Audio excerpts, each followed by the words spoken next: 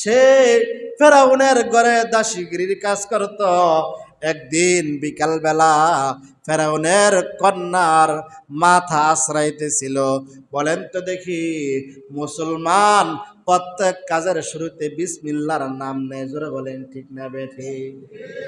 মুসলমান যখন বসে থেকে উঠবে বলবে বিসমিল্লাহ, খাড়া থেকে বসবে বলবে বিসমিল্লাহ, খানা খাইবে বলবে বিসমিল্লাহ, খানা শেষ করবে বলবে আলহামদুলিল্লাহ।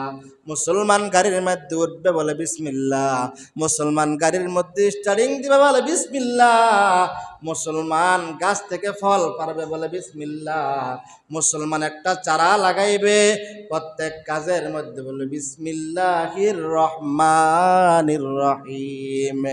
ভাইরা আমার, ওই ফেরাউনের দাসী মা শাতা